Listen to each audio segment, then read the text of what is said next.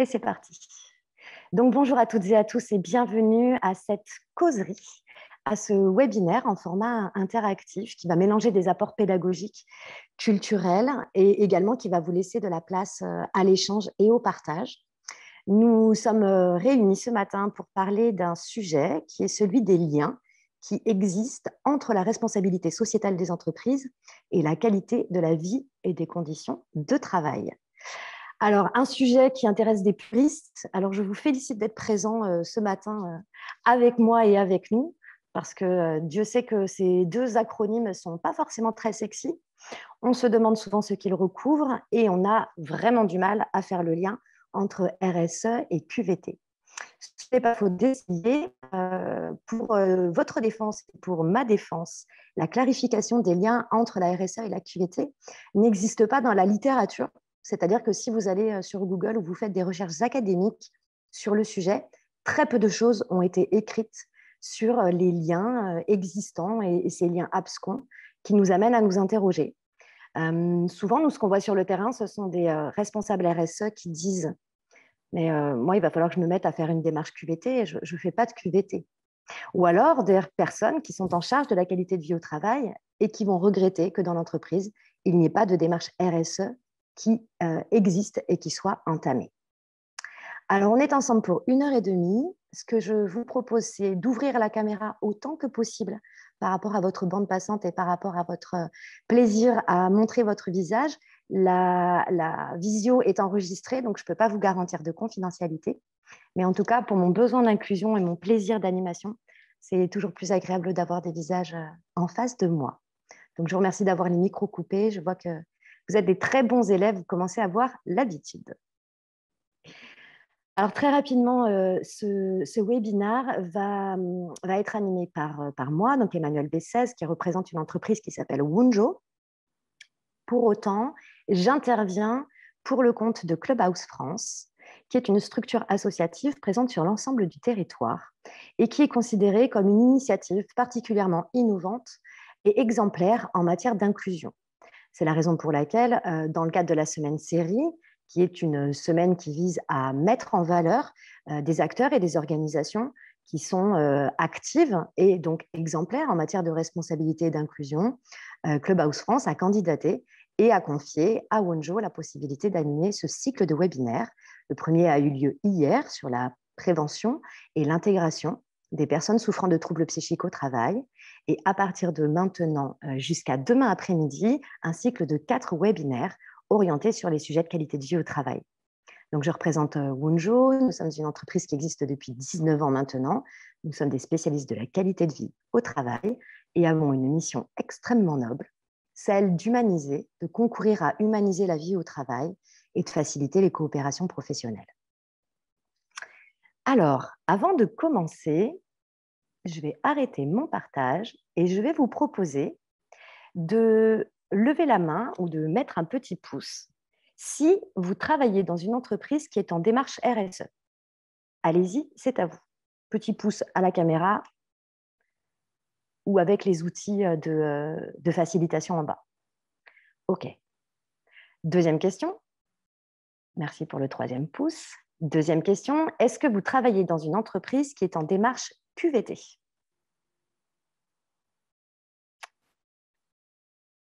OK, donc à peu près le même nombre. D'accord. Combien de personnes n'ont répondu ni à la première question ni à la deuxième? Qui est-ce qui n'a pas encore levé le pouce? C'est le moment de lever le pouce. OK, donc une écrasante majorité. Très bien. Donc ça veut dire qu'aujourd'hui, j'ai face à moi un certain nombre de personnes qui s'intéressent au sujet, mais qui ne le vivent pas forcément à l'intérieur de l'entreprise dans laquelle ils travaillent. OK. Alors, aujourd'hui, je vous disais pour ce webinaire, nous n'allons pas vivre une conférence, je vais prendre la parole. J'ai un certain nombre de sujets évidemment à aborder avec vous.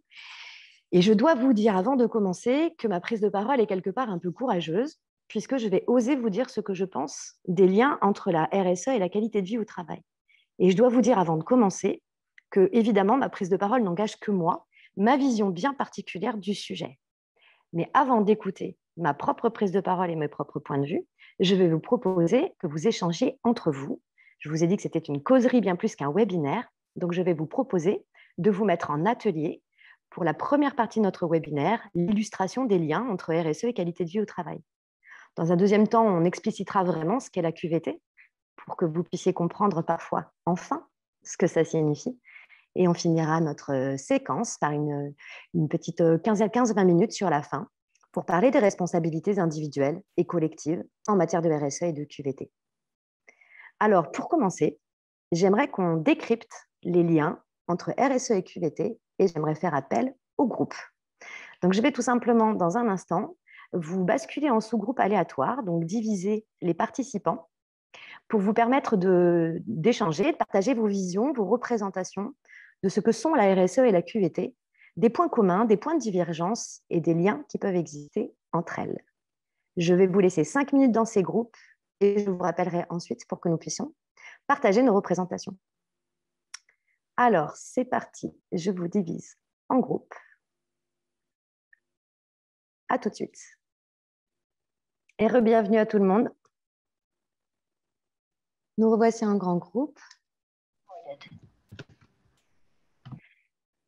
Alors, je vous propose de restituer les travaux que vous avez réalisés en sous-groupe. S'il y a au moins une personne dans chacun des 3 groupes qui veut bien prendre la parole et nous donner la substantifique moelle de vos échanges. Alors, dans le groupe numéro 1, c'est le groupe auquel appartenait Sonia, je crois.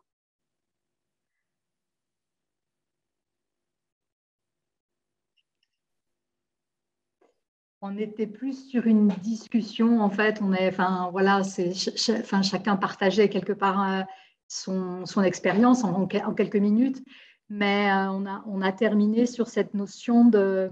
Il y avait une question d'Ophélie, en fait, Ophélie Rault, qui soulevait la notion de mais pourquoi toujours rattacher la diversité, alors je ne me souviens plus quels étaient les mots, à la performance, en fait, à la rentabilité, ce n'est pas la performance, en fait. Et en fait, c'était plus de dire, mais en fait, l'intérêt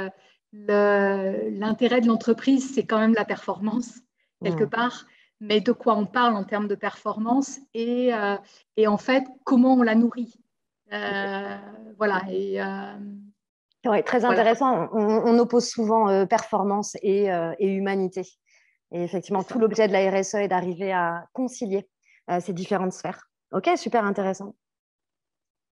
Est-ce que dans les participants du groupe de Sonia, il y a d'autres contributions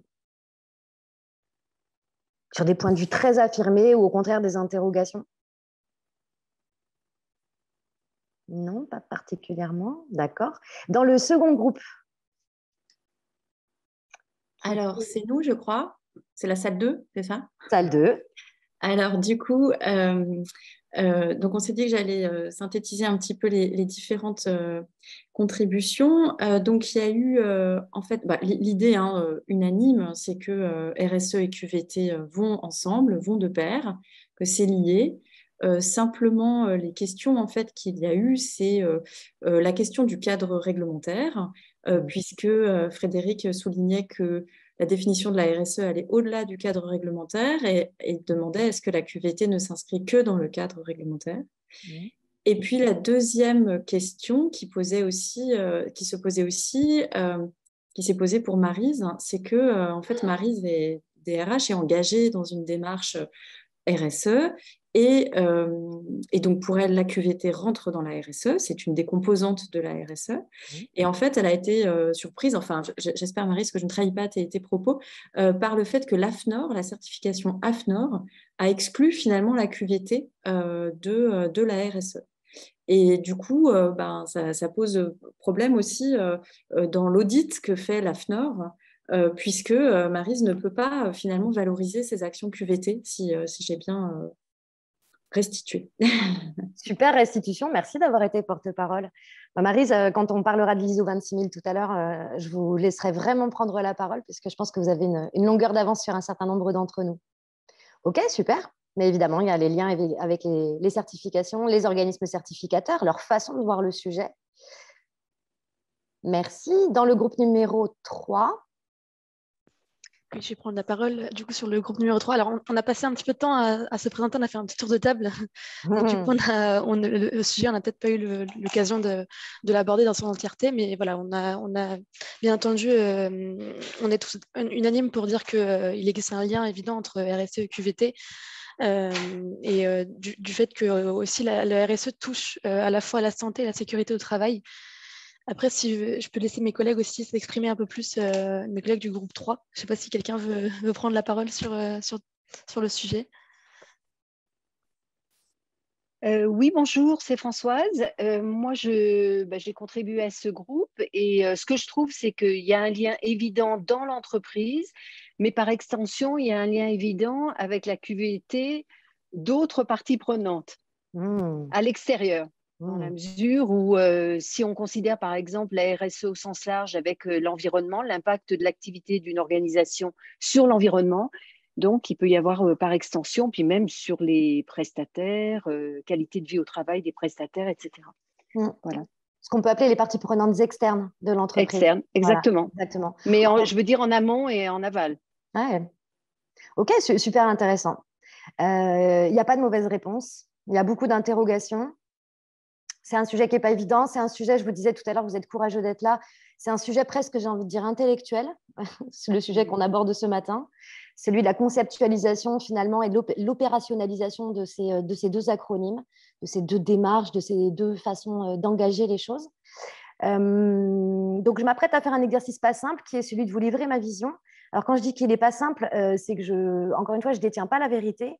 Je vais vous partager mon regard sur ce sujet qui est le fruit évidemment de mes connaissances et de mes expériences, mais aussi de débats que j'ai pu avoir, notamment depuis un an et demi, avec des personnes qui sont en charge de la RSE ou de la qualité de vie au travail. Et je dois vous dire qu'à chaque fois que j'anime cette conférence, alors plutôt en présentiel d'habitude, il est assez impressionnant de voir la salle séparée en deux parties. Il y a les RSE d'un côté et les QVT de l'autre. Et c'est comme si c'était deux mondes qui, quelque part, alors je ne vais pas aller jusqu'à dire qu'ils se sentent concurrents, mais ils ont l'impression d'être dans des univers différents. Et comme si chacun tirait la couverture vers soi pour avoir des moyens, de l'attention de la part de la direction, des ressources, et parfois des points de vue différents, qui ne sont jamais des points de vue qui s'opposent, mais des points de vue profondément complémentaires.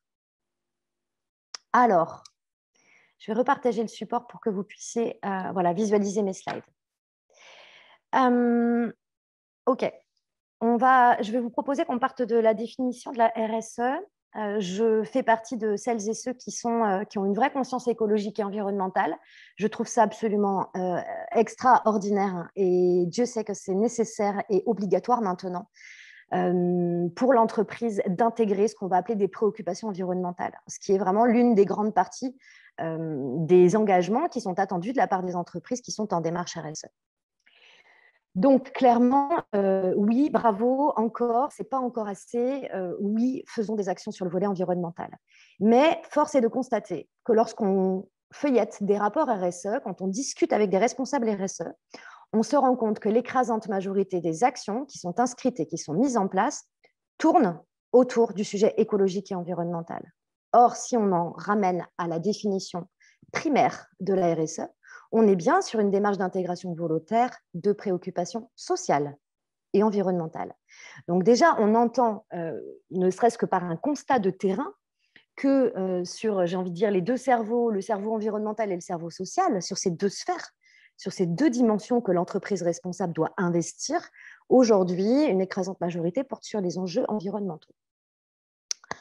Ce matin, bien évidemment, je vais vous proposer qu'on aille regarder le sujet de l'impact social, de la performance sociale, des préoccupations sociales. Alors, ce schéma, vous devez normalement toutes et tous le connaître. C'est le schéma extrêmement classique et basique qu'on communique sur la RSE depuis un grand nombre d'années, où on représente trois sphères, avec la sphère sociale, la sphère économique et la sphère environnementale.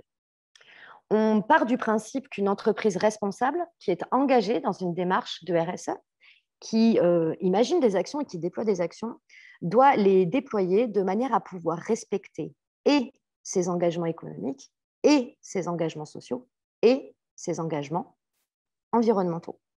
Je vous rappelle que la RSE est extrêmement connectée au concept de développement durable, et je vais y revenir dans un instant avec évidemment les grands principes, ce qu'on appelle les ODD, dans le schéma classique de la RSE qui fixe finalement la philosophie de ce que c'est que d'être une entreprise responsable. On n'est pas en train de dire qu'il faut faire de la performance purement environnementale ou purement sociale. On parle vraiment d'une manière de concilier 3 façons de regarder le travail, le rôle d'une entreprise. Il est absolument hors de question d'engager une démarche RSE dans une entreprise au prix de sa survie financière et économique. En fait, l'entreprise, tout comme une personne physique, a besoin de continuer d'exister. Et pour continuer d'exister, elle a besoin d'être viable financièrement, elle a besoin de respecter des obligations liées au droit du commerce, elle a besoin de fournir des prestations de qualité, etc. Donc la RSE part du principe que le socle de la viabilité de l'entreprise est sa performance économique. Par contre, vient rajouter le fait qu'on ne fasse pas du business, de la finance, de la profitabilité au prix d'abîmer l'environnement et au prix d'abîmer l'humain. Et c'est en ce sens que la RSE finalement propose une forme de quadrature du cercle que certains arrivent à résoudre de mieux en mieux, c'est d'arriver à la fois à préserver cette viabilité, cette santé économique, tout en prenant compte les aspects sociaux et les aspects environnementaux. Donc, sur les aspects environnementaux, je ne vais pas revenir sur le détail, puisqu'aujourd'hui, on va plutôt parler de la sphère sociale. Et alors là où les choses se compliquent dans la définition, en tout cas, moi, ça m'a demandé un moment pour arriver à clarifier les choses, c'est que quand on parle de responsabilité de RSE, on parle de responsabilité sociétale d'entreprise. C'est-à-dire comment l'entreprise peut prendre sa place et son rôle dans la société de manière globale. Or, la dimension sociétale, techniquement, est bien plus le lien entre l'entreprise et son environnement humain. Donc, on serait finalement plus sur le pilier S, social, là, de mon schéma. Dans la RSE, quand on regarde le détail des actions qu'on peut mettre en place, on se rend compte que la performance sociale, les actions sociales, viennent couvrir en fait 2 dimensions. La dimension externe, mes relations avec mes parties prenantes externes, donc on est vraiment sur du sociétal, et mes relations avec mes parties prenantes internes, mes collaborateurs, mes collaboratrices de toute fonction. Là où la qualité de la vie au travail va intervenir, et le premier lien que je peux vous poser ici, c'est le fait qu'en qualité de vie au travail, on va porter un regard sur la conciliation entre la performance économique et la performance sociale. C'est-à-dire que vraiment la paire de lunettes qu'on utilise en QVT, c'est toujours celle-ci. Je regarde avec mon œil droit les objectifs de performance économique et je regarde avec mon œil gauche les objectifs de performance sociale. Comment je peux être viable et gagner de l'argent tout en prenant soin de l'être humain. Donc, on va chercher en RSE à avoir un impact positif sur la société. Et j'aime beaucoup ce schéma de la RSE que peu connaissent, qui vient du label Lucie, qui est un organisme qui permet de certifier vos démarches RSE. Le label Lucie propose une vision qu'on appelle la vision de la soutenabilité forte, qui permet d'établir le lien entre la performance économique et la performance sociale et sociétale. Partant du principe que si l'entreprise est rentable, si elle gagne de l'argent, alors cette valeur produite va pouvoir être au bénéfice, donc remonter, être au bénéfice des parties prenantes sociales et sociétales de l'entreprise. Par exemple, chez Wonjo, dès qu'on gagne de l'argent, on le réinvestit. Moi, en tant que dirigeante, je passe un tiers de mon temps à faire de l'éducation populaire et à offrir mon énergie, mon temps, partager mes idées avec la société. C'est une façon de faire du partage de valeur. Et dans la deuxième flèche, vous voyez le mouvement organique et rétroactif. On part du principe, en qualité de vie au travail, que le bien-être au travail est un vecteur de performance économique. C'est-à-dire qu'en prenant compte l'humain et en prenant soin de l'humain, alors l'humain se sent mieux au travail et plus efficace opérationnellement et donc peut contribuer à avoir une meilleure performance sur son poste, donc contribuer à la performance de son équipe, donc contribuer à la performance de son entreprise. Et c'est vraiment sur un mouvement de va-et-vient dans la philosophie de la RSE. Si on fait le lien avec l'ISO 26000, tel qu'il est décrit, on est sur ça s'appelle des questions centrales. Donc voilà le schéma qui présente les fameuses 7 questions centrales. Et il m'est arrivé d'échanger avec des personnes qui étaient certifiées ou même des personnes qui écrivent le nouveau ISO 26000. Et on a cherché à décrypter les liens. Où est-ce que se positionne la QVT au sein de l'ISO 26000 ? Eh bien, la bonne nouvelle, c'est que la QVT n'est nulle part inscrite en tant que telle. Et c'est là, en fait, que le sujet se complexifie encore. C'est-à-dire que les entreprises en démarche de RSE qui se font certifier ISO 26000 ne peuvent pas avoir une lecture extrêmement précise de ce qui relève de la qualité de vie au travail. Ma lecture analytique, c'est que la QVT va interférer avec la question centrale des droits de l'homme, puisqu'il s'agit de respecter le droit du travail, d'être à l'écoute des besoins individuels des humains qui sont au travail et de satisfaire leurs besoins. On parle beaucoup de conciliation, de vie, temps pro et temps perso. Et évidemment, on va parler d'équité sociale, de justice sociale, d'égalité, des chances, d'égalité de traitement, etc. Donc ça, je le raccrocherai, moi, à la question centrale des droits de l'homme. Mais il y a une deuxième question qui semble toute fléchée pour être celle de la QVT, d'autant plus depuis que la QVT a été rebaptisée avec le nouvel accord de 2020, QVCT. Donc maintenant, on ne doit plus dire qualité de vie au travail, on doit dire qualité de vie et des conditions de travail. Et on voit dans l'ISO 26000 qu'une question centrale s'appelle relations et conditions de travail. Donc elle ne s'appelle pas QVT, elle s'appelle relations et conditions de travail. Et quand on regarde un peu le détail de cette question centrale, on vient aborder les questions de SST, donc de prévention, santé, sécurité, travail. On parle de dialogue social, on parle de bien-être au travail de manière assez floue, et on va parler de développement RH. Si on sort d'une vision un peu trop catégorique et académique, à mon sens, bien plus que ces deux bulles sont concernées par la posture et les actions de qualité de vie au travail, puisqu'il y a des impacts directs et indirects des 5 autres questions centrales. Je pense notamment aux questions de gouvernance, c'est-à-dire que si on œuvre dans une entreprise qui ne cultive pas le management collaboratif, la possibilité de s'exprimer, qui n'a pas des pratiques inclusives, compliqué d'avoir une entreprise qui a une posture qualité de vie au travail sincère. Certaines structures me disent aussi, moi aujourd'hui, si on ne respecte pas l'environnement, j'ai l'impression qu'on abîme mon expérience de vie au travail. Parce que chaque jour, je viens travailler dans une entreprise dont les comportements sont antagonistes avec mes propres valeurs. Et donc ça peut créer des dissonances cognitives qui, du coup, abîment l'expérience de vie au travail. Donc, vous voyez que le sujet est quand même un peu compliqué. La QVT est disperse au milieu de tout ça. Si on essaye de rajouter une couche de complexité et que je vous offre ma lecture des liens entre les 17 ODD de l'ONU, je vous ai mis en couleur ceux qui me semblent être ceux qui sont directement connectés avec la question de la qualité de vie au travail. Vous savez que la RSE a vraiment été pensée au départ comme la contribution des entreprises aux objectifs du développement durable. Voilà, donc ce qui signifie que la plupart des entreprises, lorsqu'elles réalisent leur diagnostic et qu'elles écrivent leur plan d'action RSE, s'appuient beaucoup sur ces 17 ODD. Maintenant, est-ce que c'est si simple que ça ? Est-ce qu'on peut réduire la QVT aux ODD que je vous ai mis en cours ici, aux 5 ? Une bonne santé, bien-être, éducation de qualité, donc accès à la formation et considérer que le travailleur est un être humain apprenant tout au long de sa vie. L'égalité entre les sexes, on est plutôt en QVT sur des notions de diversité et d'inclusion beaucoup plus larges. On parle de travail décent et de croissance économique sur l'ODD numéro 8. Dans l'idée que l'humain puisse avoir des conditions de travail confortables tout en assurant de la performance et de l'efficacité. Et on parle des inégalités réduites sur le numéro 10. Moi, en synthèse, avant de vous faire réagir à ce que je viens de vous exposer, à mon sens, en fait, il y a une convergence profonde sur les objectifs. C'est-à-dire qu'en RSE ou en QVT, dans tous les cas, ce qui nous anime profondément, notre intention profonde, elle est bien de respecter la vie.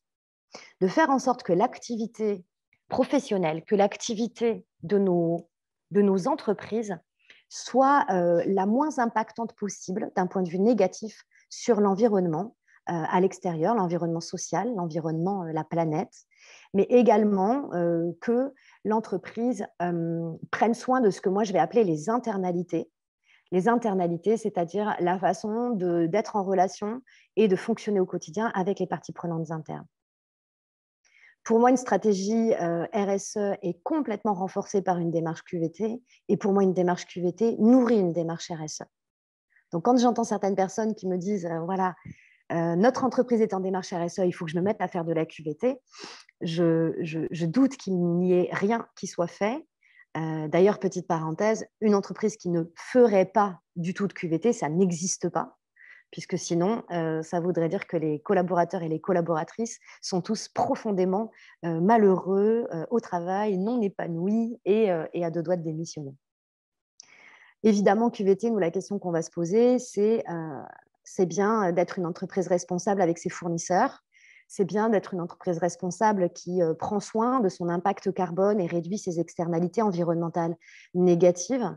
Mais si on commençait d'abord par prendre soin de ce qui se passe à l'intérieur et des personnes qui sont à l'intérieur de l'entreprise.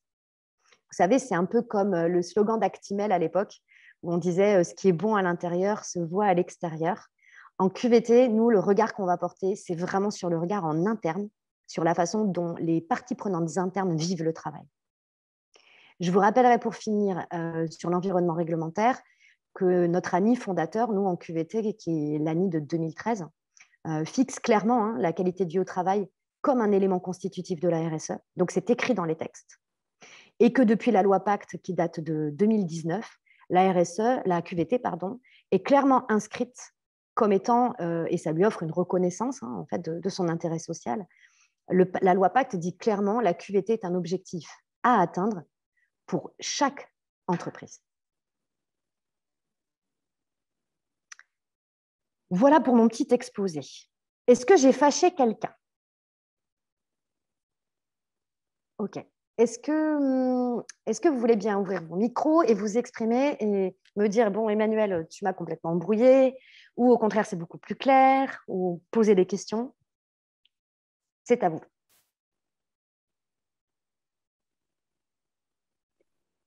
Juste une question. Dans la révision de l'ISO 26000, vous l'avez mentionné, est-ce qu'il y a des dates de prévues et est-ce que la QVCT va être un nouveau chapitre, un nouveau domaine d'action ou à nouveau intégré dans l'ensemble? Ou est-ce que ça ne l'est pas du tout? Françoise, j'adorerais vous répondre. Je suis absolument incapable de le faire. Je n'ai pas mes entrées à l'AFNOR, bien sûr. Ce que je sais vous dire, par contre, pour avoir échangé avec l'une des personnes qui est en charge de la coécriture, c'est que la question de l'intégration de la QVT dans la RSE fait couler beaucoup d'encre et génère beaucoup de débats en interne. Je ne sais pas où ils en sont. Je ne sais pas vous dire comment ça va évoluer, ni à quel moment ça va sortir, mais je sais que le sujet qu'on traite ce matin est un sujet important pour eux. Alors, j'ai parlé d'ISO 26000, soyons honnêtes, je vous ai parlé de Lucie aussi. Il existe des référentiels RSE concurrents, ou en tout cas confrères, bien sûr. La Fédération du bâtiment, par exemple, ils ont leurs propres normes. Au sein de l'UIMM, donc dans la métallurgie, de la même manière, ils ont développé leurs propres référentiels. Nous, chez Wonjo, comme on est une boîte de l'économie sociale et solidaire, on travaille beaucoup dans l'univers de l'IAE, de l'insertion par l'activité économique, et ils ont développé leur propre démarche RSE, dite RSEI, ou accolée au label ISO, une certification qui s'appelle CEDRE, qui comprend les engagements RSE. Donc, ils ont en fait transposé le référentiel ISO 26000 à la spécificité de leur secteur d'activité. Mais en tout cas, si vous obtenez la réponse, je suis preneuse de quand est-ce que ça sera intégré et comment, Françoise, au plaisir de garder contact. Et si j'ai l'info, je vous le dirai. Oui, Frédéric. Oui, je branche mon micro. Merci Emmanuel de me donner la parole. Vous évoquiez tout à l'heure la question de savoir si vous aviez énervé quelqu'un. Je ne dirais pas jusque-là, mais vous m'avez interpellé, en effet. Vous m'avez interpellé sur un sujet parce que vous êtes parti sur l'idée que la RSE considérait que, dans un premier temps, il fallait une performance économique pour pouvoir la redistribuer après, sur les enjeux sociaux et environnementaux. C'est en tout cas comme ça que je l'ai compris. Est-ce que c'est comme cela que vous l'avez évoqué également ou pas? Alors, en fait, je fais plutôt appel à l'histoire de la réflexion, de la mise en place des démarches RSE. où ils sont partis du principe que la base, c'est que l'entreprise doit être viable et rentable pour continuer d'exister. Et j'ai rajouté une notion qui est donc très Lucie, hein, très économie sociale et solidaire, qui vise à encourager les entreprises à partager la valeur et à distribuer les fruits de leur profitabilité pour, au contraire, ne pas enrichir les actionnaires, mais plutôt valoriser le vrai capital de l'entreprise, qui est le capital humain, tout en préservant la planète. Donc en fait, c'est plus une relation, alors j'ai envie de dire historique, et une forme de relation de cause à effet, c'est-à-dire que si je n'ai pas de moyens financiers, très compliqué pour moi que de faire des efforts parce que ça coûte. En fait, prendre soin de l'humain et prendre soin de la planète, ça coûte. Les entreprises à impact, moi je fais partie du mouvement Impact France, on a fait des propositions au gouvernement. Clairement, on exprime qu'être une entreprise à impact et qui prend en compte les préoccupations sociales et environnementales, en fait, ça coûte beaucoup d'efforts. Ça coûte de l'énergie, ça coûte du temps et donc ça coûte de l'argent. Donc, c'est plutôt ce lien-là. Il y a cette vision historique, il y a cette idée que si je n'ai pas de moyens, eh ben, ça va être compliqué pour moi d'être aussi efficace que je le souhaiterais sur les autres sphères. C'est très rationnel, en fait, hein, la réponse. Ouais, moi, j'ai une lecture quelque peu différente et cette lecture différente s'exprime au travers d'une des diapos que vous avez présentées sur les 3 piliers de la RSE, économique, environnementale et sociale. Aucun d'entre eux ne prévaut sur l'autre. Ils sont au même niveau. Les chercheurs, ou tout au moins certains chercheurs, ont commencé, et académiciens ont commencé à parler de la notion de performance globale. Globale, exactement. Qui inclut en effet les 3 performances, sans pour autant, encore une fois, que l'une prévaut sur l'autre. Et en fait, moi, j'assiste depuis le début de la semaine à différents ateliers de série 2022, et je m'aperçois en effet que la domination de la performance économique, c'est-à-dire l'idée friedmanienne des années 70-80 de l'entreprise, est toujours réelle aujourd'hui et est considérée comme étant la base de la réflexion de l'entreprise. Entre-temps, pourtant, il y a eu différents mouvements qui sont apparus, notamment la notion de partie prenante, et puis le cadre législatif a changé la donne également, avec la loi Pacte.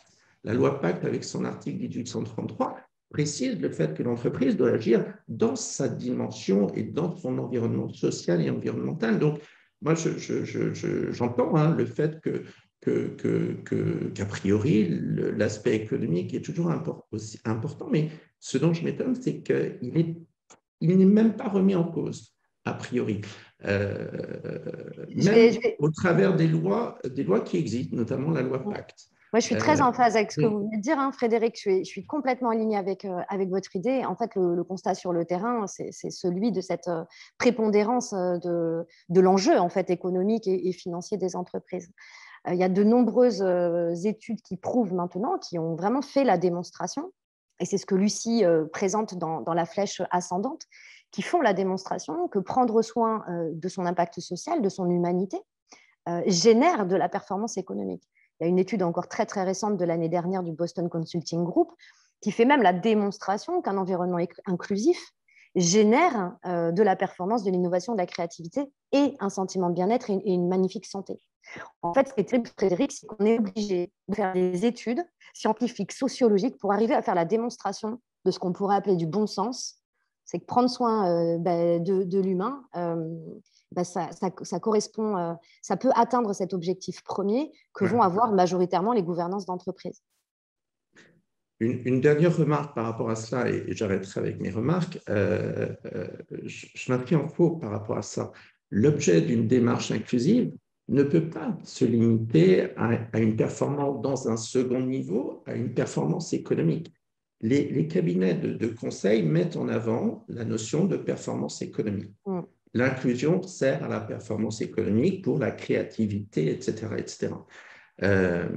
Très bien.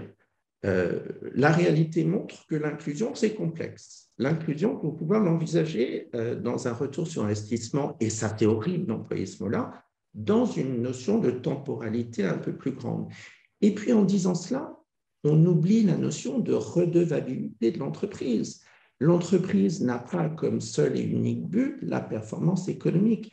Elle a des notions de performance environnementale et sociale au même niveau. C'est la définition de la RSE. Donc, par là même, quand bien même la QVT ne répondrait pas au fait que les gens soient mieux dans leur travail, donc soient plus productifs, donc amène, quand bien même ce ne serait pas le cas, la QVT, à mon sens, serait à prendre en considération parce qu'on travaille sur de l'humain. Et l'humain, c'est du social et ça rentre dans... Enfin, on ne peut pas simplement avoir le prisme économique.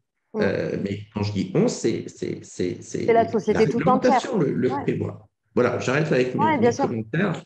Voilà. Non, je partage complètement. Et merci en tout cas des informations et puis de votre lecture.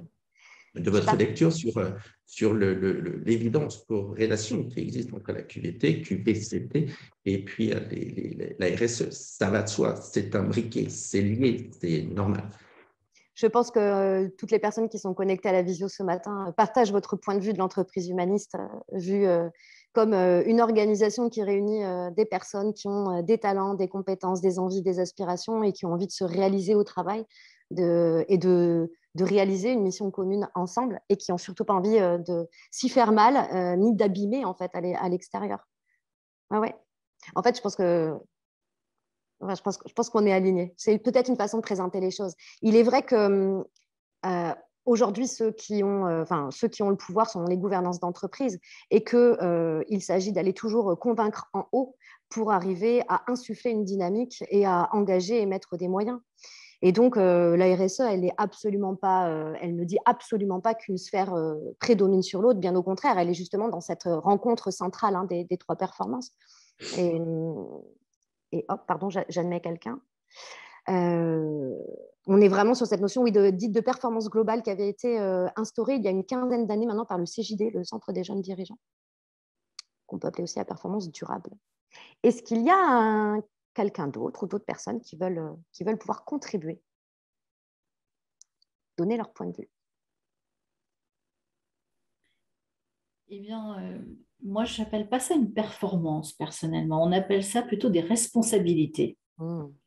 Voilà, parce que les responsabilités, effectivement, ça connote pas forcément une histoire de performance. Ensuite, nous, alors, dans notre sphère, si on a effectivement une charte, un référentiel, c'est une déclinaison des 17 objectifs fixés par l'ONU, tout simplement. Mais je voudrais juste dire, Emmanuel, que les 5 objectifs que vous avez mis en exergue pour la QVCT, pour moi, il y en a beaucoup plus que ça. On ne peut pas juste se contenter de ces 5 objectifs. Je pense que la pauvreté, la faim, il faut l'entendre là derrière également. Alors bon, c'est philosophique peut-être pour certains, pour certaines entreprises, mais je pense que avec ce qui s'est passé cette année, il faut bien réfléchir. La QVCTC et la RSO, pour moi c'est la RSO et pas la RSE, elle prend tout son sens. Voilà, c'est tout ce que je voulais ajouter. Et merci à Frédéric aussi pour avoir apporté son point de vue.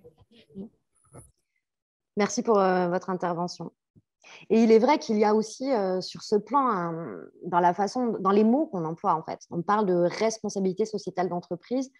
Le schéma présente 3 sphères et selon la littérature qu'on va consulter, on parlera de responsabilité, on parlera de performance et on pourra même parler d'impact. Et derrière ces 3 mots, on ne met pas forcément les mêmes réalités. Enfin, ce n'est pas la même façon de regarder le sujet. Est-ce que quelqu'un d'autre veut contribuer, donner sa lecture? Non, c'est bon pour vous? Je vais vous proposer de rentrer dans l'univers de la qualité de vie au travail et de vous livrer la façon dont on regarde le sujet, dont je regarde le sujet. Je vous propose évidemment de commencer par la définition. Donc ça, ce sont les textes officiels qui existent, qui nous disent ce qu'est la qualité de vie au travail. Notre fameux accord national interprofessionnel de 2013 fixe une définition que je vous propose de lire et de vous jouer pour vous donner l'âme, finalement, la façon dont moi je perçois cette définition. L'ANI de 2013 nous dit que la qualité de vie au travail, c'est un sentiment de bien-être au travail, perçu collectivement et individuellement, et qui englobe l'ambiance, la culture de l'entreprise, l'intérêt du travail, les conditions de travail, le sentiment d'implication, le degré d'autonomie. Voilà. Je voulais vous le jouer juste pour vous permettre de vous rendre compte de l'effet que ça peut faire quand une entreprise se dit « il faut que je fasse de la QVT » ou « j'ai envie de faire de la QVT », qu'on soit sur une énergie de contrainte ou sur une profonde motivation sincère, on se dit donc il faut que je contribue à améliorer ce qui est de l'ordre du sentiment. Donc, on parle d'une perception individuelle et subjective, quelque chose qui est en vous. Le sentiment de bien-être au travail de Frédéric et celui de Sonia, même s'ils font le même métier dans la même entreprise, ne sera jamais le même. Donc, l'entreprise se dit, donc, je dois prendre ma responsabilité pour contribuer à une émotion, à une sensation, à un sentiment. De ce qu'on va appeler le bien-être au travail. Donc, on pourra se poser la question de ce qu'est le bien-être au travail. Si vous voulez qu'on en reparle, il y a une définition aussi officielle de l'OMS. On dit que ce sentiment, il est perçu collectivement et individuellement. Donc, on affirme dès le départ que le champ d'opérationnalisation de la QVT doit être à la fois sur l'univers collectif et sur l'univers individuel.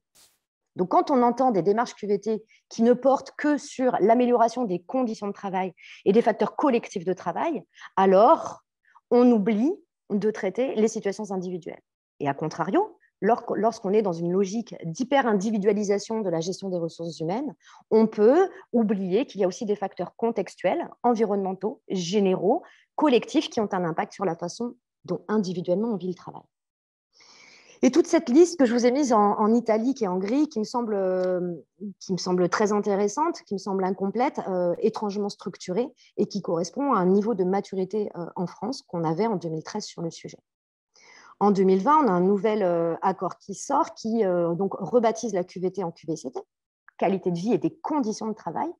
Et donc, l'ANACT nous explique que dans le cadre des négociations avec les partenaires sociaux, il a été décidé de rajouter le mot C de conditions de travail, non pas parce que les conditions de travail auraient été absentes dans la façon de regarder la QVT avant, bien sûr, mais parce que les démarches QVT ont tendance à flirter avec les démarches dites périphériques, des actions superficielles qui, quelque part, contribuent au bien-être des travailleurs, mais qui ne correspondent pas profondément à la façon de nourrir les besoins des travailleurs.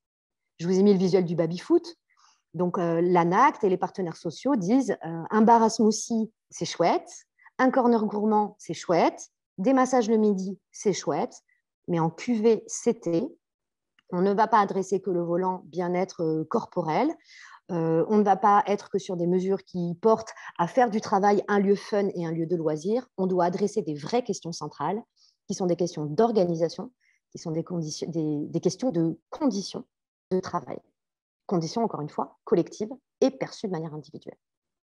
Donc voilà ce que la définition nous renseigne. Je vais passer assez vite sur les enjeux, puisque je pense que vous les maîtrisez bien. Frédéric en parlait, le contexte réglementaire s'est extrêmement durci. Un employeur a des obligations légales, notamment en matière de prévention, santé-travail. Évidemment, les directions d'entreprise, lorsqu'elles décident d'investir, voient en QVT la possibilité d'investissements qui seront des leviers de compétitivité et de performance. On sait que quand on a plutôt une casquette RH, eh bien, on va regarder la qualité de vie au travail comme un moyen, un ensemble de moyens qui permettra d'agir sur des indicateurs, évidemment sur la fidélisation et le fait que les personnes puissent rester en poste et qu'elles puissent s'y réaliser, qu'elles puissent être présentes et non pas faire du présentéisme. Donc, ça vient jouer sur les indicateurs d'engagement, de motivation, évidemment, les arrêts de travail, etc. Et puis, les services RH, communication, vont s'intéresser à la QVT aussi sous l'angle de la marque employeur, considérant qu'à partir du moment où un collaborateur se sent bien au travail, dans son entreprise, il fera rayonner l'image de marque de sa structure en interne et contribuera à une forme de fidélisation. Il aura à cœur d'intégrer aussi les nouvelles recrues, par exemple. Et puis, on peut avoir aussi des enjeux en marque employeur à l'externe, de trouver des collaborateurs qui vont être de somptueux porte-parole pour l'entreprise. D'ailleurs, on anime un webinaire demain après-midi sur le sujet.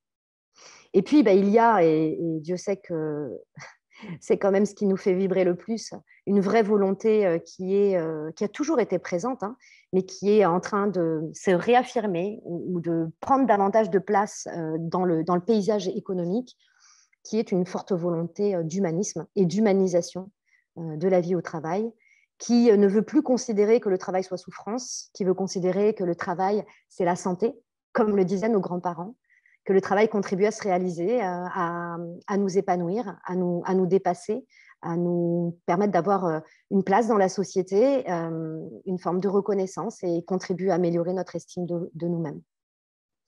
Donc la QVT, quand on la regarde après dans le paysage complet de la façon dont une entreprise fonctionne, en tout cas, nous, chez nous, on aime la connecter évidemment à la stratégie de l'entreprise, à la démarche RSE, mais également aux politiques qualité sur lesquelles on peut prendre des engagements qui viennent toucher directement à la QVT. Dans la QVT, on a un lien très, très fort avec le dialogue social. On ne peut pas faire de la qualité de vie au travail en prenant des décisions dans la tour d'ivoire de la direction ou des cadres.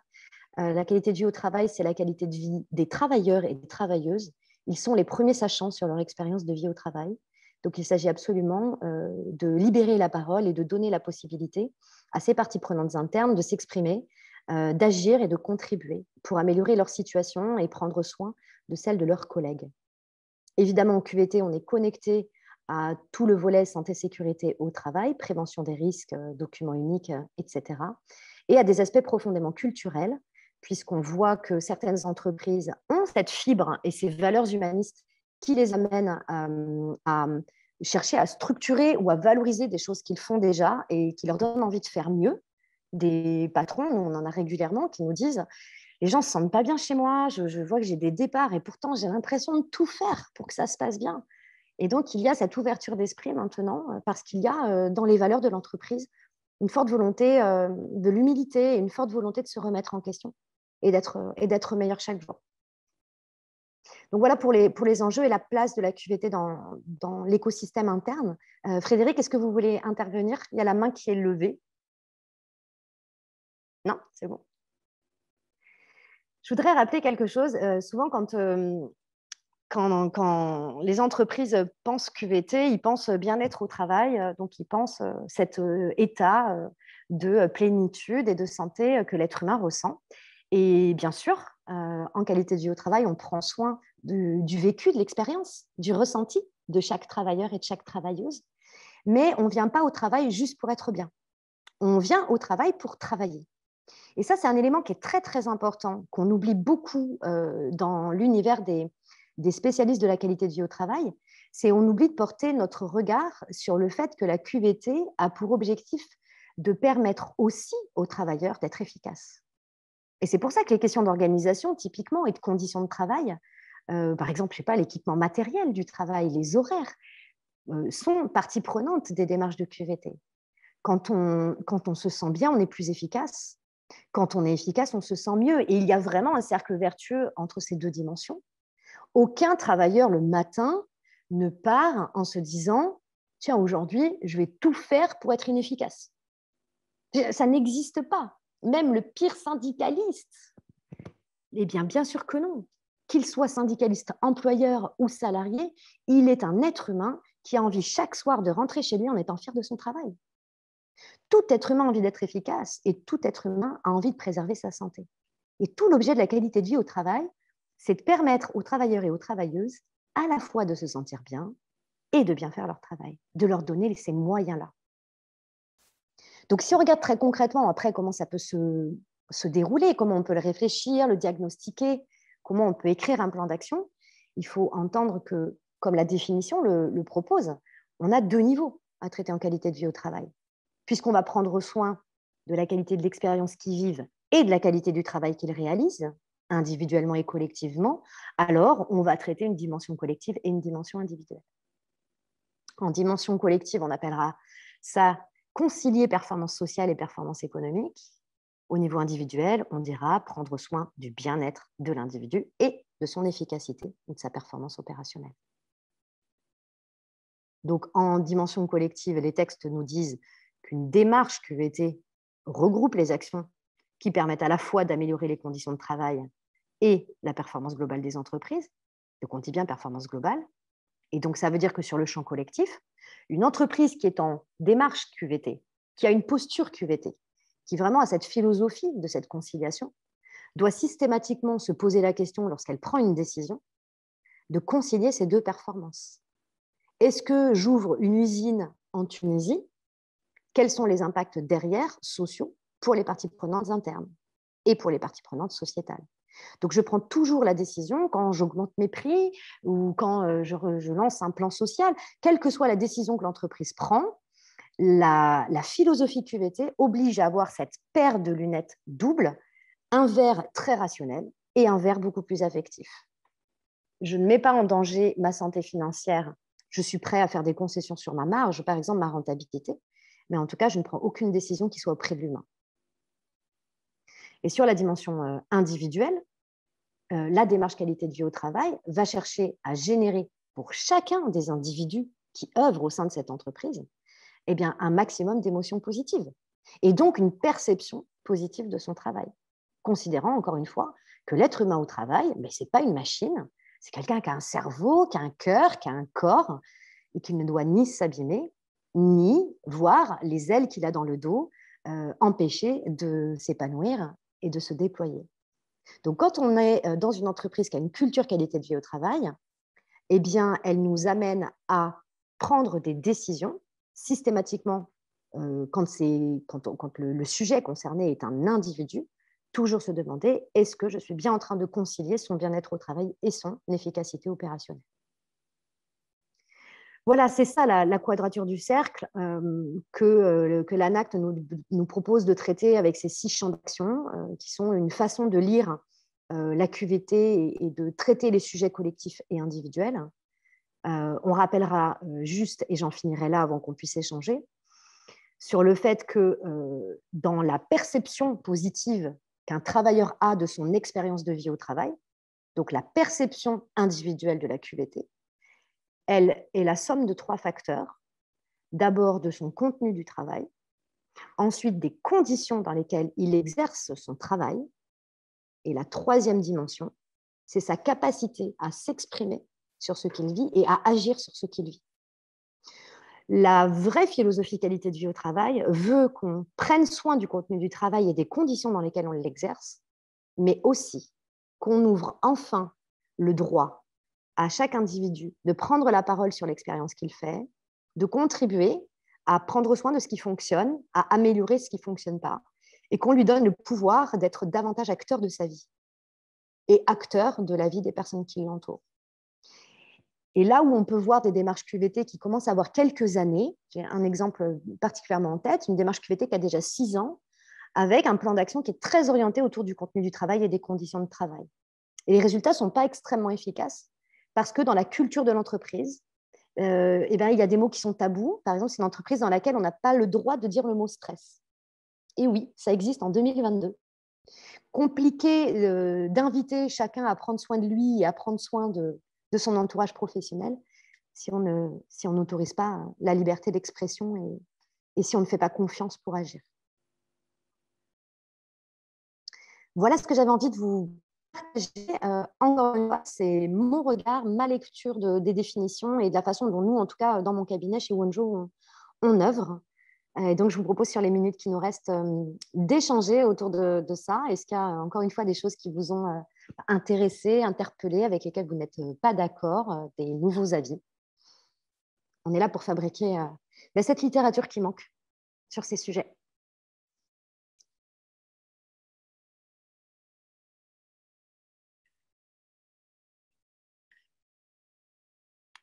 Et je vois qu'il y a des questions qui sont arrivées.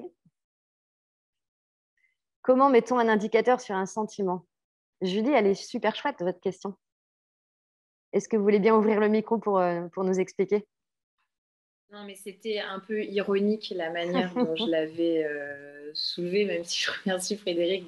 Parce que je sais qu'on peut faire des enquêtes, qu'il y a beaucoup de choses qui existent pour pouvoir mesurer. Mais c'est le côté aussi une fois qu'on a fait l'information, la transmission, dans les faits, comment on fait pour le mesurer, surtout à l'échelle et individuelle et collective, et s'il faut satisfaire les deux, et qu'est-ce que l'entreprise se met comme valeur à atteindre.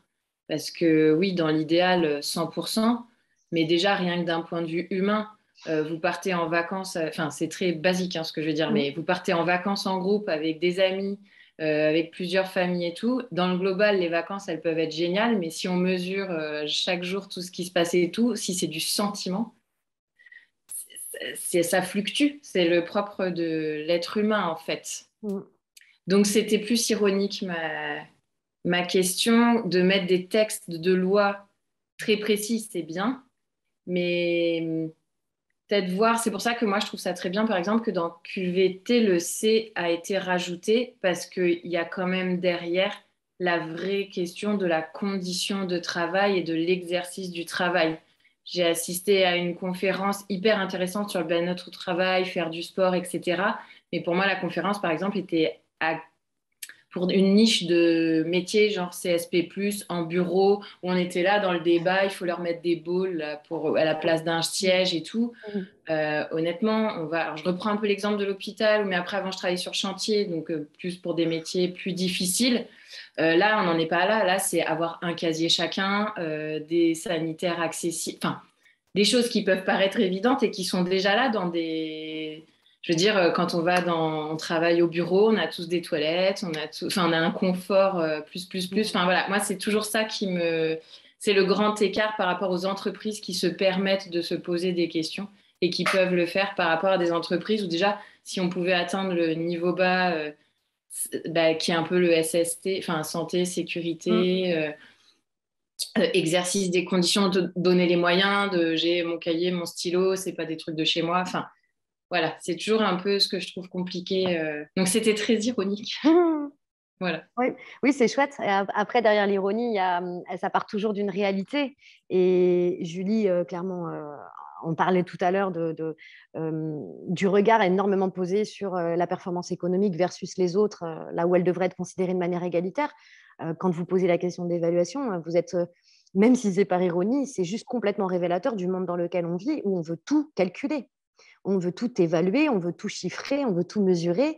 On fait des photos à un instant T d'une réalité, on définit un objectif et on mesure au fur et à mesure si on atteint l'objectif ou si on n'atteint pas l'objectif. Je ne dis pas que le management par objectif n'est pas du tout une bonne façon de faire. Quand on parle d'humain et quand on parle de perception, quand on parle d'émotion, Dieu sait que tout n'est pas mesurable. Et on n'a pas les... Pardon, je vous ai coupé, mais en plus, on n'a pas les mêmes critères. Je suis quelqu'un qui a travaillé sur chantier, par exemple. Donc, des fois, on est dans des préfabriqués, sans lumière, sans rien, quand on part en mission. Moi, personnellement, j'en ai toujours eu rien à faire. Je m'en fous d'être sur un bout de chaise, un bout de table pour bosser. C'est pas ça mon bien-être dans le travail. Tandis que j'ai des collègues, eux, ils aiment bien avoir leurs petits repères et tout, mais parce qu'après, c'est aussi pour se mettre dans leur bulle de concentration et tout. Donc, en plus, on mesure quelque chose dans un ressenti où déjà, dans l'environnement, on n'a pas tous les mêmes besoins et même... J'étais sur des chantiers où il n'y avait pas de vestiaire pour les filles au tout début, parce que c'était il y a longtemps.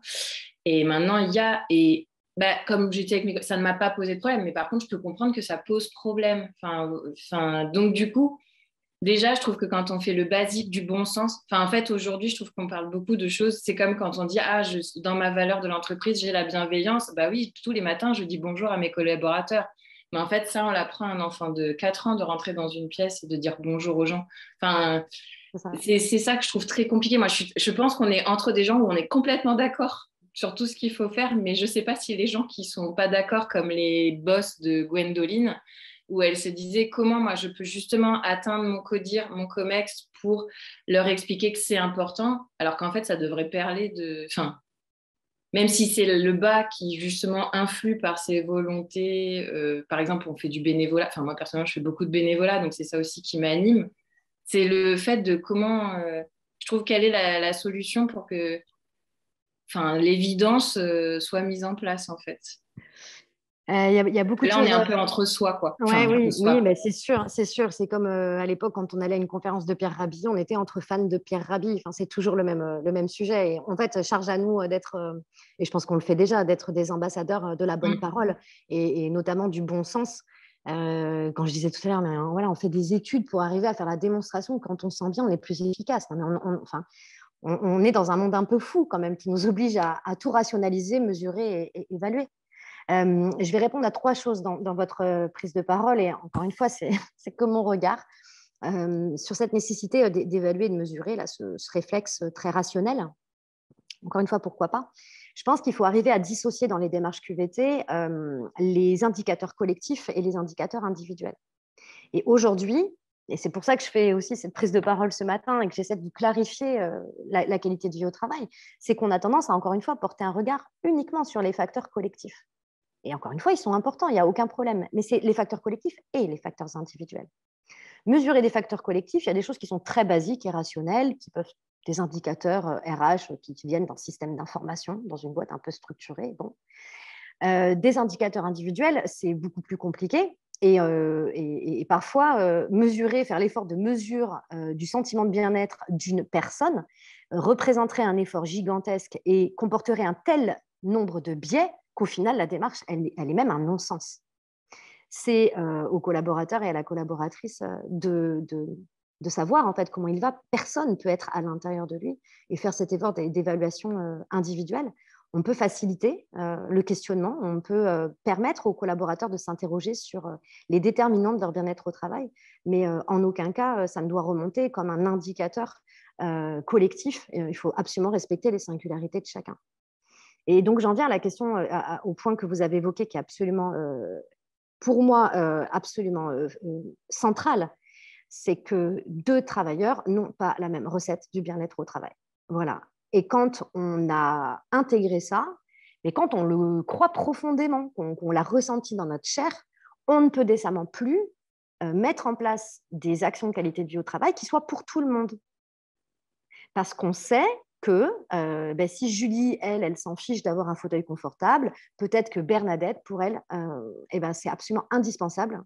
Sinon, elle vivra mal le travail. Et on n'est personne pour juger si Julie a raison ou si Bernadette a raison. Parce que les déterminants, nous, chez Wunjo, on appelle ça la recette QVT. Chacun a sa propre recette QVT. Et à mon sens, le rôle de l'entreprise est d'aider le travailleur et la travailleuse à cette démarche d'introspection, à cette capacité à se connaître et à identifier ce qui est OK ou ce qui n'est pas OK pour soi.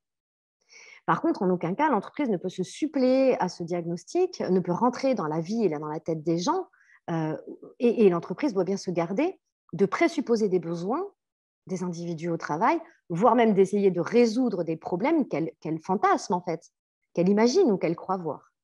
Ça, c'est extrêmement important. Et le 3e point sur lequel je voulais rebondir, c'est sur finalement quel est le mouvement qui permet d'être dans une entreprise qui prend soin de ses travailleurs et de ses travailleuses. Évidemment, je parle beaucoup de la gouvernance et de la direction. La direction, il faut qu'elle soit profondément convaincue, il faut que ce soit elle qui impulse la chose. C'est absolument obligatoire, sinon, et on le voit sur le terrain, on n'a pas les moyens, il y a une forme de dissonance entre les personnes qui ont les pouvoirs de décision et les autres. Il faut absolument que la direction soit embarquée et qu'elle impulse, et qu'elle soit alignée avec ça. Par contre, on ne peut pas laisser tout le pouvoir non plus aux hautes sphères de l'entreprise.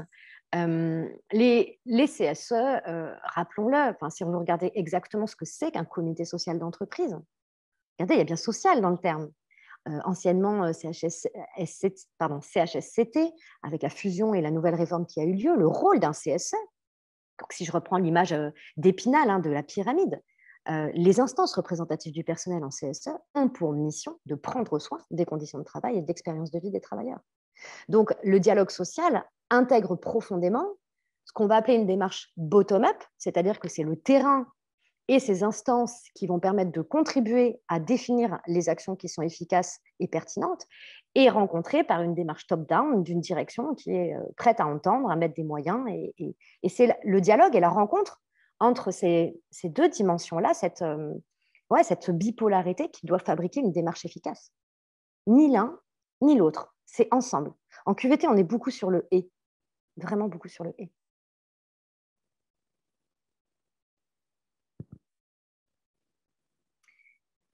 Est-ce que quelqu'un veut ouvrir le micro et donner un avis? Oui, je veux bien. Jean-Michel. Oui.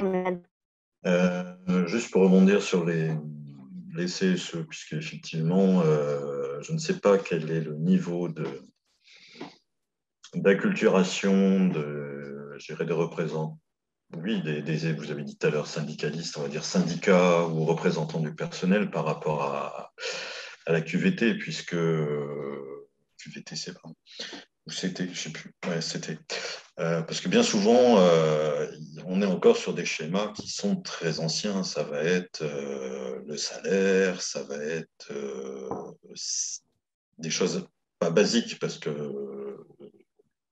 ça ne l'est pas, mais qui ne vont pas forcément aller dans le sens de la QVTC. Vous parlez de individuel et moi, je me souviens d'avoir eu des échanges avec les CSE où, si on changeait un siège par rapport à une personne, pour prendre cet exemple concret, il fallait changer pour tout l'atelier.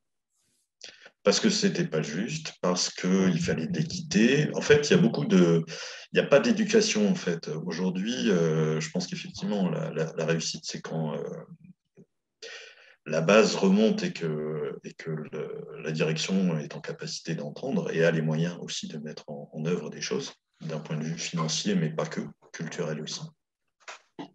Mais enfin, moi, j'ai souvent eu cette difficulté-là, d'avoir des gens qui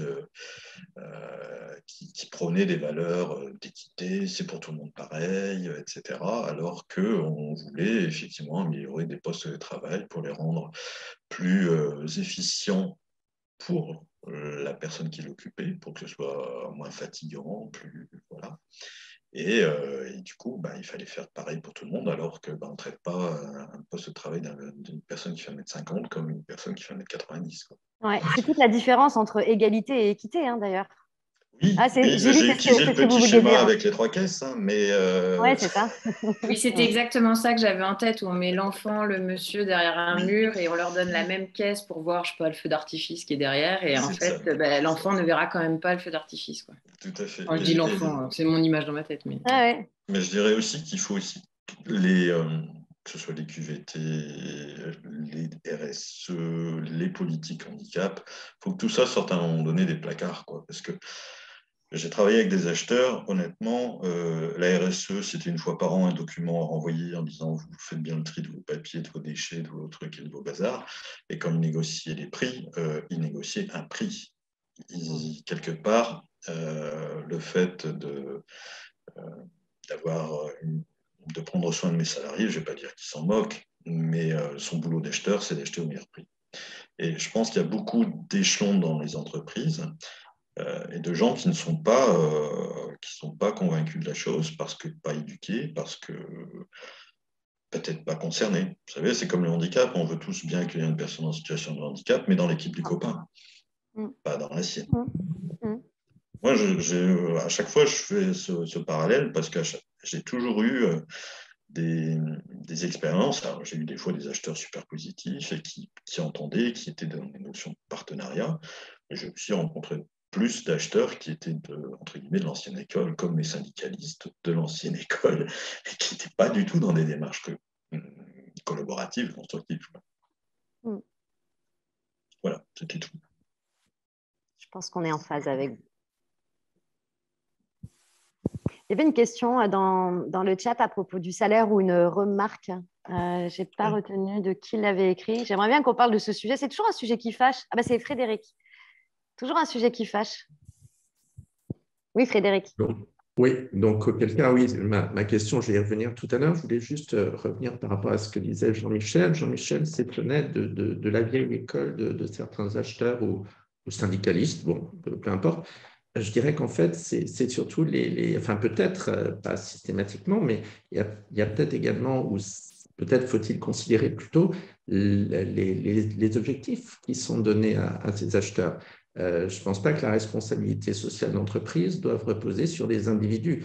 mais sur une démarche, une gouvernance, une politique, une stratégie, et qui se traduit au final par des objectifs donnés aux acheteurs, un cadre, des règles du jeu. Donc, je ne pense pas qu'il faille en vouloir, enfin en vouloir n'est peut-être pas le terme, mais je ne pense pas qu'il faille pointer le manque d'ouverture ou de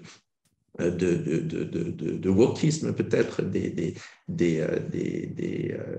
acheteurs, mais plus de l'entreprise dans sa globalité. Et sinon, par rapport à la question que j'ai posée, en effet, je ne sais pas du tout si le salaire, les niveaux de salaire, en comparaison par rapport au marché, à la moyenne, etc., rentraient dans le cadre de la QVCT ou pas. C'était une question sans point de vue, en fait. Alors, techniquement, effectivement, les niveaux de rémunération rentrent dans le spectre de la QVT. Ramenons bien ce qu'est la qualité du vie au travail comme étant un sentiment et une perception. Donc, à aucun moment, il n'est écrit dans le marbre ou légiféré ce qu'est un bon salaire ou ce qu'est un mauvais salaire, un salaire suffisant ou un salaire insuffisant. Et donc, en QVT, on va plutôt s'intéresser au niveau de satisfaction du travailleur par rapport à la rémunération qu'il perçoit. Et on ne parlera pas forcément que du salaire. On parlera aussi derrière des avantages sociaux, enfin de tout ce qui contribue à lui offrir une rémunération matérielle ou financière.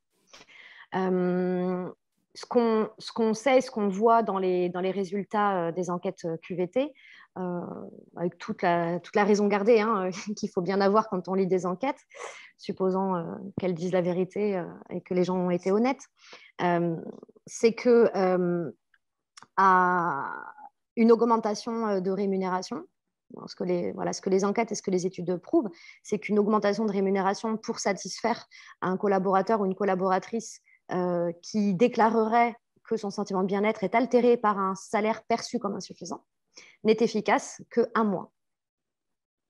C'est-à-dire, en clair, que vous pouvez augmenter les gens, ça ne fait pas de mal, c'est souvent parfaitement mérité. Si l'entreprise le permet, presque ma question, mais ça c'est mon côté ESS, c'est pourquoi vous ne l'avez pas fait avant, pourquoi est-ce que les gens viennent vous le réclamer, mais bon, si vous pouvez parfaitement le faire, c'est très positif et encourageant, etc. Par contre, quand on en vient à demander une augmentation de salaire, il peut y avoir des motifs extrêmement honnêtes et des personnes qui sont vraiment en difficulté, etc. Mais parfois, ce que ces études démontrent, c'est que le problème n'est absolument pas là. C'est-à-dire que le gap pour passer d'un sentiment de mal-être à un sentiment de bien-être, que finalement, l'argument financier n'est pas vraiment le sujet. Si je vais un petit peu plus loin, j'ai un exemple très précis en tête, une ESN, une cinquantaine de consultants, beaucoup qui se plaignaient d'être mal payés. Ils étaient un peu moins bien payés qu'à la concurrence. Mais en fait, quand on creuse derrière, qu'est-ce que tu attends par une meilleure rémunération ? En fait, systématiquement, la réponse, elle est « j'attends davantage de reconnaissance ». Et donc, le sujet va être davantage sur le besoin de reconnaissance globale de la qualité de la personne, des efforts fournis par la personne et des résultats produits par le travail de cette personne que 5% d'augmentation ou 100 balles d'augmentation. C'est mon regard et mon expérience, encore une fois. Juste pour revenir, Frédéric, je partage totalement l'avis du fait que ce ne soit pas la faute de l'acheteur ou du syndicaliste ou d'eux, mais bien effectivement la responsabilité de l'entité de diffuser et d'expliquer et de donner à comprendre ce qu'est une démarche RSE, QVT, ou peu importe, ou une démarche de qualité. Je veux dire, si la démarche qualité elle reste des classeurs dans un placard, ça ne marchera jamais. Oui, bien sûr. Et tous les accords, pour moi, tout accord collectif, toute démarche au sein d'une entreprise ne fonctionne que dès l'instant où du grand boss à la personne qui effectue une tâche, non seulement ils la connaissent, mais ils savent ce que ça veut dire. C'est surtout ça, savoir ce pourquoi on bosse à un moment donné et quelle implication. Voilà. Françoise, je prends votre intervention avant qu'on conclue. Oui, merci. C'était sur le même sujet et renforcé. Merci beaucoup pour cet espace d'échange qui est vraiment intéressant. Et quand vous avez parlé de la question du salaire, je me disais que, en fait, pour impulser cette démarche, c'est une question de confiance aussi. Parler du salaire entre un salarié et son manager, c'est quelque chose qui est possible, et encore que ce ne soit pas facile. mais aller parler de qualité ou de conditions de travail, c'est une autre étape. Et la question que je me pose, c'est justement comment créer cette confiance qui permet aux gens d'exprimer les vraies raisons. Parce que si, ce que vous avez dit, c'est que les vraies raisons, ce n'est pas le salaire, en fait, dans cette illustration. Et ce que je voulais dire aussi, c'est qu'au niveau intermédiaire, nous, ce qu'on voit, là, je travaille sur des questions de diversité et inclusion, et puis ça touche aussi ces sujets, c'est que les niveaux intermédiaires, les managers sont désarçonnés aussi. Ils savent pas comment gérer ça. Donc, il y a aussi tout cet aspect de sensibilisation, de travail sur comment co-construire des solutions individuelles, collectives, jusqu'où on peut aller. C'est pas facile. C'est pas simple. Voilà. Donc, voilà, je voulais juste partager ces réflexions. Oui, très, très juste. En tout cas, moi, je partage. Je vous propose de prendre un instant pour écrire dans le chat une idée avec laquelle vous repartez de notre causerie de ce matin. Une idée. C'est à vous.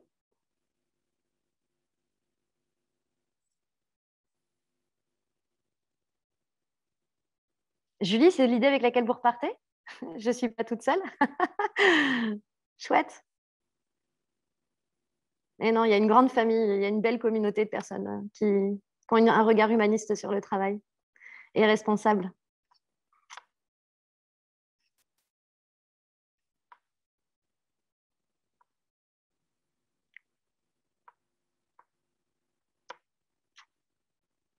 Je vous laisse contribuer dans le chat. Je n'ai pas vu de contribution. Ah, ça y est. Gwendolyn, qu'on peut actionner des leviers autrement que par le financier. Et ça, c'est mon futur gros axe de travail à venir. Yes. Ah, le rapport à l'argent. Et en France en particulier. Vive le familistère de Monsieur Gaudin. Ah, Jean-Michel, de quoi est-ce que vous parlez? La nécessité de clarifier le cadre à tous les niveaux.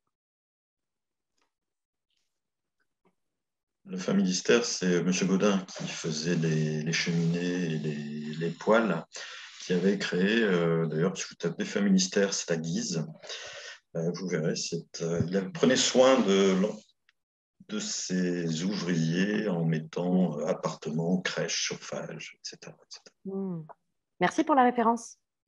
Caroline, la nécessité de clarifier le cadre à tous les niveaux. Chloé, une idée plus claire du sujet des points de travail. Alors, je vais vous proposer, pour clôturer, juste de vous rappeler le programme des autres causeries qui ont lieu et du dernier webinaire. Donc, vous voyez, le format causerie, c'est un format où je partage autant que possible de manière claire et engagée mon propre point de vue et on vient le challenger et on fabrique en intelligence collective une vision étoffée du sujet. Cet après-midi, je vous propose qu'on se retrouve de 14h à 15h30. On va parler des bonnes pratiques en matière d'inclusion.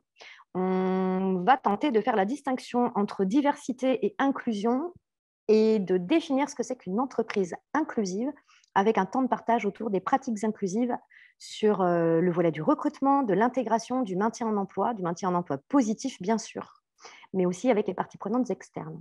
Suite de la causerie de cet après-midi sur les bonnes pratiques inclusives, celle de jeudi matin, où on parlera du sentiment d'inclusion.